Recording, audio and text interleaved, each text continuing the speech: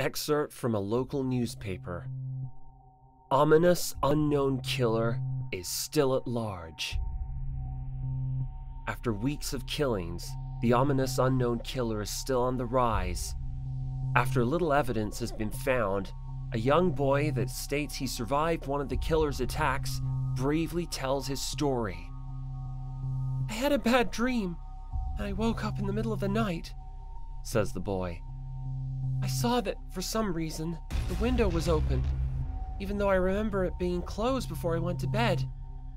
I got up and shut it once more. Afterwards, I simply crawled under my covers and tried to get back to sleep. That's when I had a strange feeling, like someone was watching me. I looked up and nearly jumped out of my bed.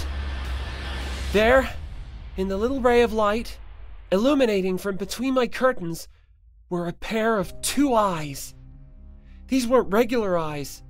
They were dark, ominous eyes. They were bordered in black and just plain out terrified me. That's when I saw his mouth. A long, horrendous smile that made every hair on my body stand up. The figure stood there, watching me. Finally, after what seemed like forever, he said it. A simple phrase, but said in a way only a madman could speak. He said, "Go to sleep." I let out a scream. That's what sent him at me. He pulled up a knife, aiming at my heart. He jumped on top of my bed. I fought him back. I kicked. I punched. I rolled around trying to knock him off me. That's when my dad busted in with his 12-gauge shotgun. He aimed it at the man. He almost got him, but before he could pull the trigger, the man had leapt to the side. The man threw the knife in a Bowie knife style into my dad's shoulder. He let go of the gun. The man probably would have finished him off if one of the neighbors hadn't alerted the police. They drove into the parking lot and ran towards the door. The man turned and ran down the hallway. I heard a smash, like glass breaking. As I came out of my room, I saw the window that was pointing towards the back of my house was broken. I looked out it to see him vanish into the distance. I can tell you one thing. I will never forget that face. Those cold, evil eyes. And that psychotic smile. They will never leave my head. Police are still on the lookout for this man. If you see anyone that fits the description in this story, please contact your local police department. Jeff and his family had just moved into a new neighborhood. His dad had gotten a promotion at work, and they thought it would be best to live in one of those fancy neighborhoods. Jeff and his brother Leo couldn't complain though. A new, better house. What was not to love?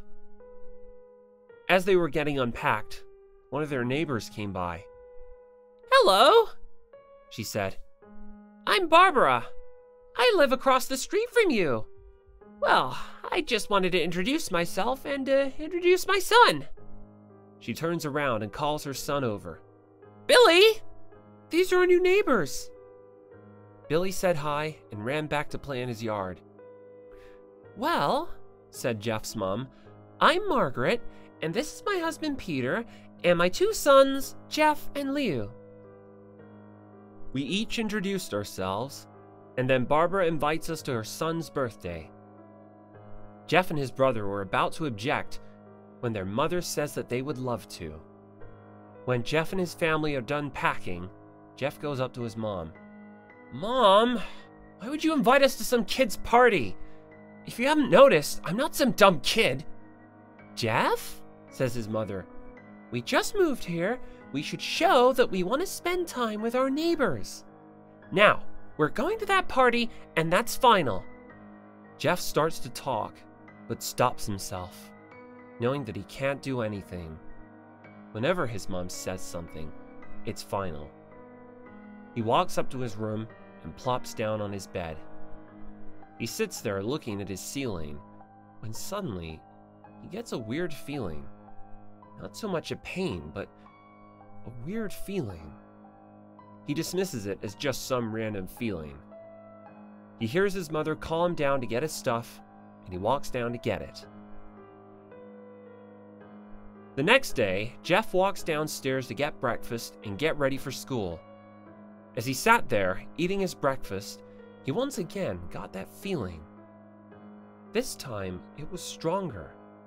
It gave him a slight tugging pain, but he once again dismissed it.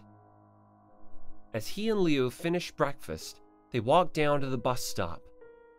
They sat there waiting for the bus, and then, all of a sudden, some kid on a skateboard jumps over them, only inches above their laps. They both jump back in surprise. "Hey, what the hell, kid?" The kid landed and turned back to them. He kicked his skateboard up and caught it with his hands. The kid seems to be about 12, 1 year younger than Jeff. He wears an Aeropostale shirt and ripped blue jeans. "Well, well, well. Looks like we got some new meat." Suddenly, 2 other kids appear. One is super skinny, and the other is huge. "Well, since you're new here, I'd like to introduce ourselves. Over there is Keith." Jeff and Leo look over to this skinny kid. He has a dopey face that you would expect a sidekick to have. "And he's Troy." They look over at the fat kid. Talk about a tub of lard. This kid looks like he hasn't exercised since he was crawling. "And I," says the kid, "am Randy. Now, for all the kids in this neighborhood, there's a small price for the bus fare, if you catch my drift." Leo stands up, ready to punch the light out of the kid's eyes, when his 2 friends pull a knife up at him. "I had hoped you would be more cooperative, but it seems we must do this the hard way." The kid walks up to Leo and takes his wallet out of his pocket. Jeff gets that feeling again.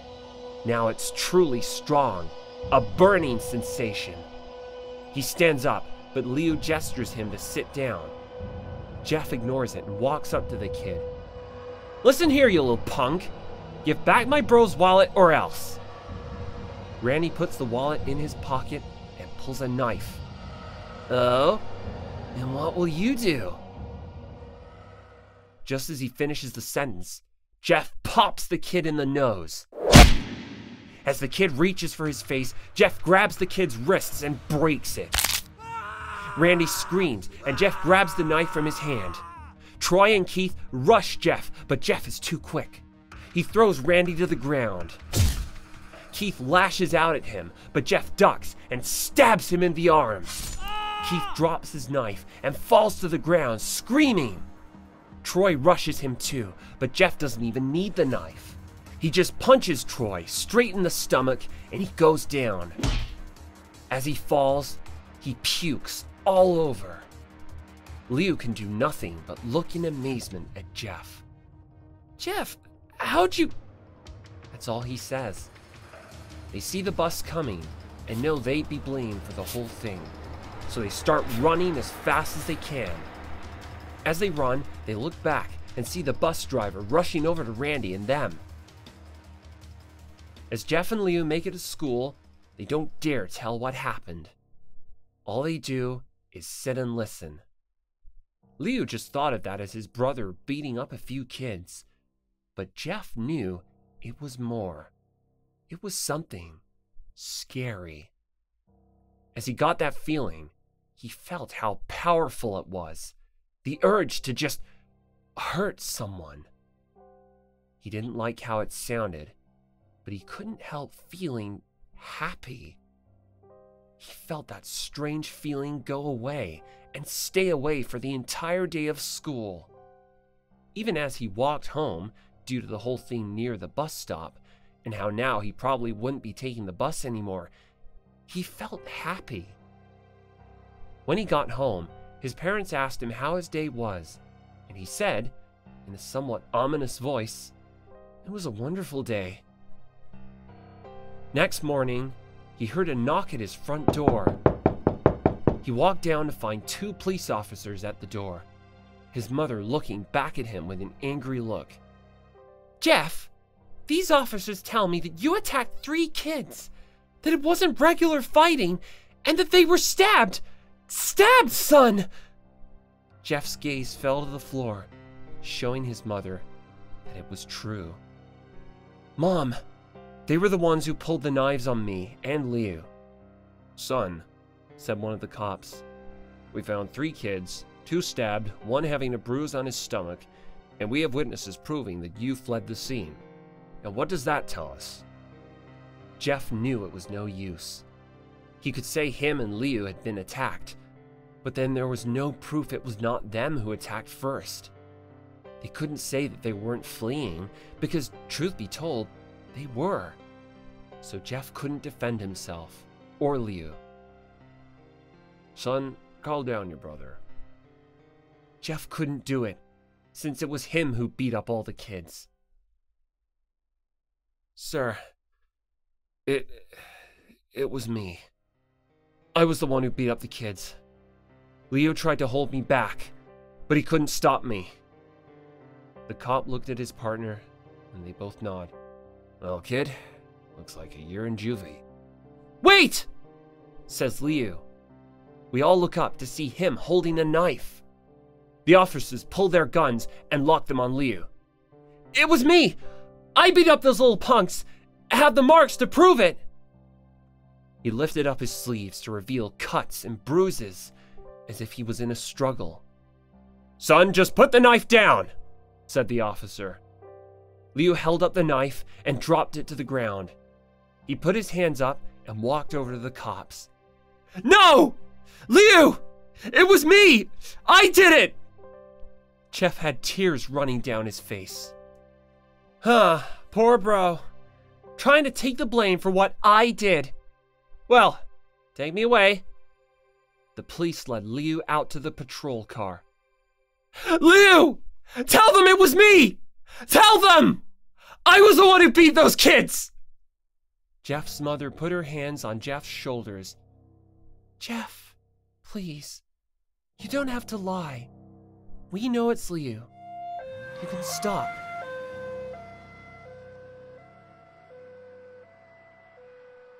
Jeff watches helplessly as the cop car speeds off with Liu inside. A few minutes later, Jeff's dad pulls into the driveway, seeing Jeff's face and knowing something's wrong. Son, what is it?" Jeff can't answer. His vocal cords are strained from crying.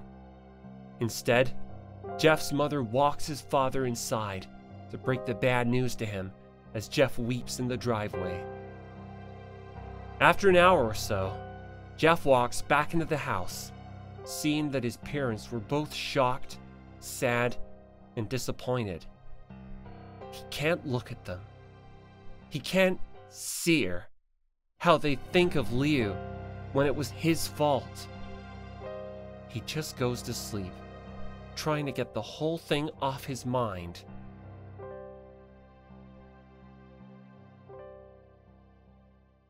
Two days go by. No word from Liu at JDC. No friends to hang out with. Nothing but sadness and guilt. That is, until Saturday, when Jeff is woke up by his mother with a happy, sunshiny face. "Jeff, it's the day," she says as she opens up the curtains and lets light flood into Jeff's room. What's today?" says Jeff as he stirs awake.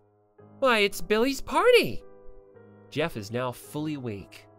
"Oh, Mom, you're joking, right? You don't expect me to go to some kid's party after..." There's a long pause. "Jeff, we both know what happened. I think this party could be the thing that brightens up the past days. Now, get dressed." Jeff's mother walks out of the room and walks down to get ready herself. Jeff fights himself to get up. He picks out a random shirt and pair of jeans and walks downstairs. He sees his mother and father all dressed up, his mother in a dress, and my father in a suit. He thinks, why would they ever wear such fancy clothes to a kid's party? "Son, is that all you're gonna wear?" says Jeff's mom. "It's better than wearing too much," he says. His mother pushes down the feeling to yell at him and hides it with a smile. "Now, Jeff, we may be overdressed, but this is how you go if you want to make an impression," says his father. Jeff grunts and goes back up to his room. "Don't have any fancy clothes," he yells downstairs. "Just pick out something," says his mother. He looks around in his closet for what he would call fancy. He finds a pair of black dress pants he had for special occasions and an undershirt. He can't find a shirt to go with it, though. He looks around and finds only striped and patterned shirts, none of which go with dress pants. Finally, he finds a white hoodie just lying on a chair and puts it on. He walks downstairs to find his parents are all ready. "You're wearing that?" they both say. His mother looks at her watch. "No time to change, let's just go," she says as she herds Jeff and his father out the door. They cross the street over to Barbara and Billy's house. They knock on the door, and at it appears Barbara, just like my parents, way overdressed. As they walk inside, all we can see is adults, no kids. "The kids are out in the yard. Jeff, how about you go and meet some of the kids?" says Barbara. Jeff walks outside to a yard full of kids. They're running around in weird cowboy costumes and shooting each other with plastic guns. He might as well be standing in a Toys R Us. Suddenly, a kid comes up to him and hands him a toy gun and hat. "Hey, misto, wanna play?" he says. "No, kid, I'm way too old for this stuff." The kid looks at him with that weird puppy dog face. "Please," says the kid. "Fine," says Jeff. He puts on the hat and starts to pretend to shoot at the kids. At first, he thinks it's totally ridiculous, but then he starts to actually have fun. It may not be super cool, but it's the first time he's done something that takes his mind off of Liu. So he plays with the kids for a while until he hears a noise. It's a weird rolling noise. Then it hits him. Just as it does, Randy, Troy, and Keith all jump over the fence on their skateboards. Jeff drops the fake gun and rips off the hat. Randy looks at Jeff with a burning hatred. "Hello, Jeff, is it?" he says. "We have some unfinished business." Jeff sees the bruised nose on his face. "I think we're even. I beat the shit out of you, and you get my brother sent to JDC. Randy gets an angry look in his eye. "Oh no, I don't go for even. I go for winning. You may have kicked our asses that one day, but not today." As he said that, Randy rushes Jeff. They both fall to the ground. Randy punches Jeff in the nose, and Jeff grabs him by the ears and headbutts him. Jeff pushes Randy off of him, and both rise to their feet. Kids were screaming, and parents were running out of the house. Troy and Keith both pull guns out of their pockets. "No one interrupts, or guts will fly," they say. Randy pulls a knife on Jeff and stabs it into his shoulder. Jeff screams and falls to his knees. Randy starts kicking him in the face. After 3 kicks, though, Jeff grabs his foot and twists it, causing Randy to fall to the ground. Jeff stands up and walks towards the back door. Troy grabs him, though. "Need some help?" He picks Jeff up by the back of the collar and throws him through the patio door. As Jeff tries to stand, he is kicked down to the ground. Randy repeatedly starts kicking Jeff until he starts to cough up blood. "Come on, Jeff! Fight me!" He picks Jeff up and throws him into the kitchen. Randy sees a bottle of vodka on the counter and smashes the glass over Jeff's head. "Fight!" He throws Jeff back into the living room. "Come on, Jeff! Look at me!" Jeff glances up, his face riddled with blood. "I was the one who got your brother sent to JDC! And now you're just gonna sit here and let him rot in there for a whole year! You should be ashamed!" Jeff starts to get up. "Oh, finally! You stand and fight!" Jeff is now to his feet, blood and vodka on his face.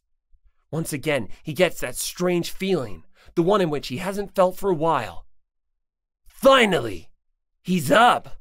says Randy as he runs at Jeff. That's when it happens. Something inside Jeff snaps. His psyche is destroyed. All rational thinking is gone. All he can do is kill. He grabs Randy and pile drives him to the ground. He gets on top of him and punches him straight in the heart. The punch causes Randy's heart to stop. As Randy gasps for breath, Jeff hammers down on him. Punch after punch, blood gushes from Randy's body until he takes one final breath and dies. Everyone is looking at Jeff now. The parents, the crying kids, even Troy and Keith.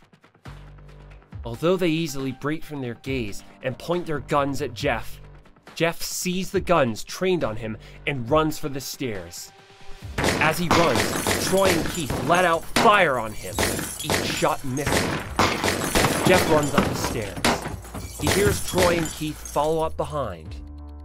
As they let out their final rounds of bullets, Jeff ducks into the bathroom. He grabs the towel rack and rips it off the wall. Troy and Keith race in, knives ready.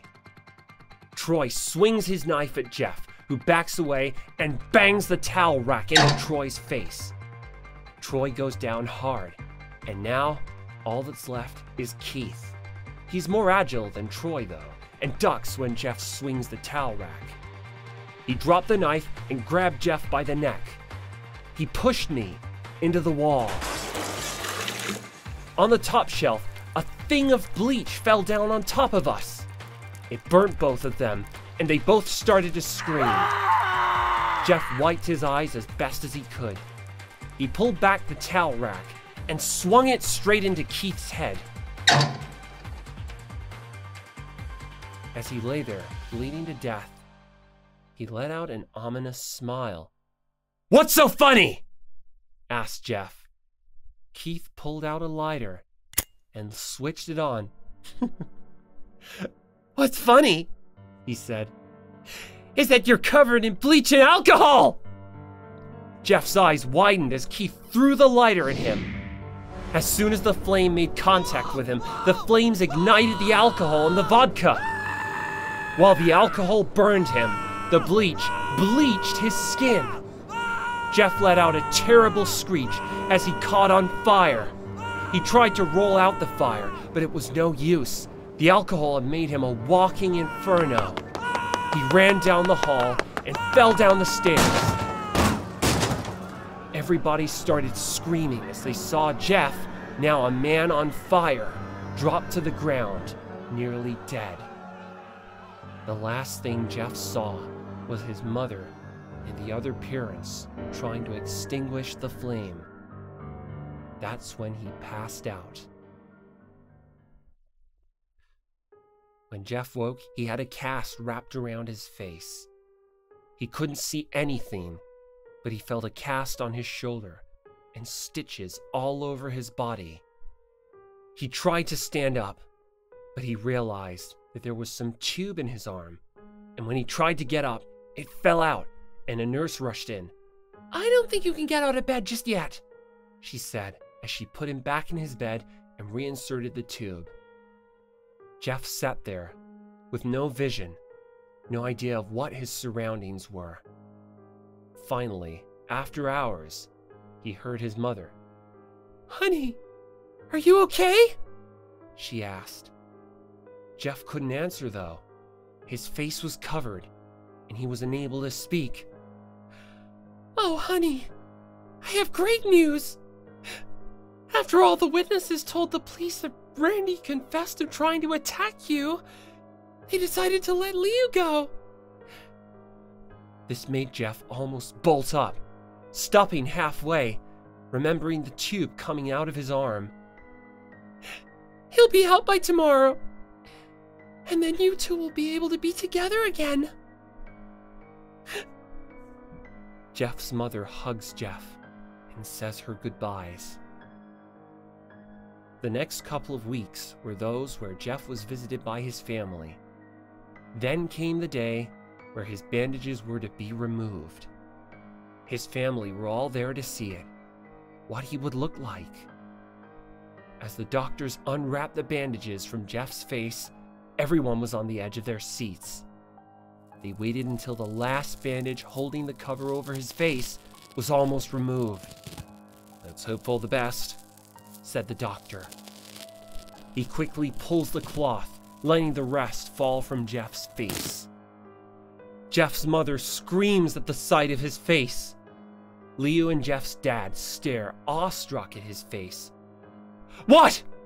What happened to my face?" Jeff said. He rushed out of bed and ran to the bathroom. He looked in the mirror and saw the cause of the distress. His face. It's horrible. His lips were burnt to a deep shade of red. His face was turned into a pure white color, and his hair singed from brown to black. He slowly put his hand to his face. It had a sort of leathery feel to it now. He looked back at his family, then back at the mirror. "Jeff," said Leo, "it's not that bad." "Not that bad?" said Jeff. "It's perfect!" His family were equally surprised. Jeff started laughing uncontrollably. His parents noticed that his left eye and hand were twitching. Jeff, are you okay?" "Okay!" "I've never felt more happy."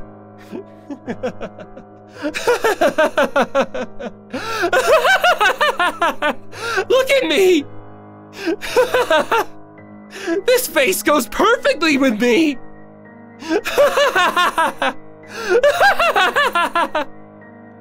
He couldn't stop laughing. He stroked his face, feeling it, looking at it in the mirror. What caused this? Well, you may recall that when Jeff was fighting Randy, something in his mind, his sanity, snapped.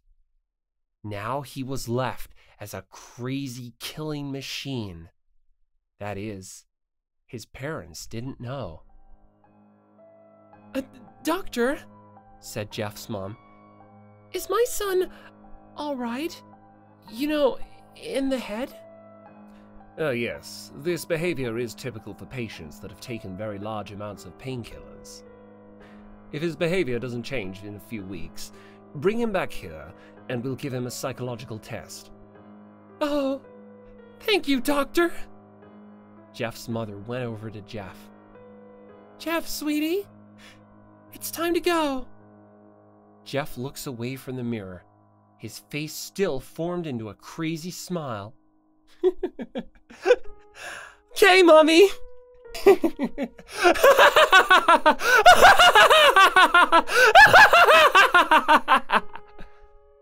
Jeff's mother took him by the shoulder and took him to get his clothes. "This is what he came in," said the lady at the desk. Jeff's mom looked down to see the black dress pants and white hoodie her son wore. Now they were clean of blood and now stitched together. Jeff's mother led him to his room and made him put his clothes on. Then they left, not knowing that this was their final day of life.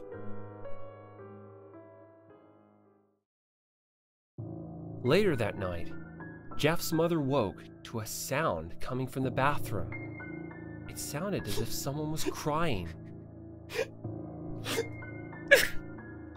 She slowly walked over to see what it was. When she looked into the bathroom, she saw a horrendous sight. Jeff had taken a knife and carved a smile into his cheeks. "Jeff, what are you doing?" asked his mother. Jeff looked over to his mother. "I couldn't keep smiling, Mommy. It hurt after a while. Now, I can smile forever." Jeff's mother noticed his eyes, ringed in black. "Jeff, your eyes!" His eyes were bordered by black, seemingly never closing. "I couldn't see my face. I got tired, and my eyes started to close. I burned out the eyelids so I could forever see myself. My new face." Jeff's mother slowly started to back away, seeing that her son was going insane. "What's wrong, Mommy? Aren't I beautiful?" "Yes, son," she said. "Yes, you are. Let me go get Daddy so he can see your face." She ran into the room and shook Jeff's dad from his sleep. "Honey, get the gun.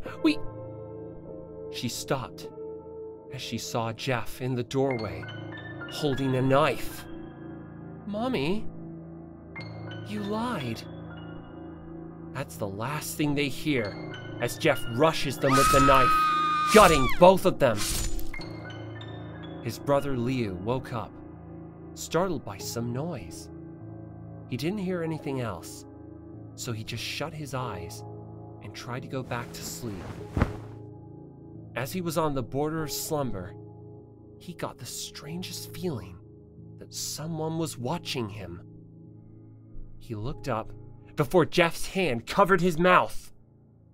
He slowly raised the knife, ready to plunge it into Leo. Leo thrashed here and there, trying to escape Jeff's grip. "Shh," Jeff said. "Just go to sleep."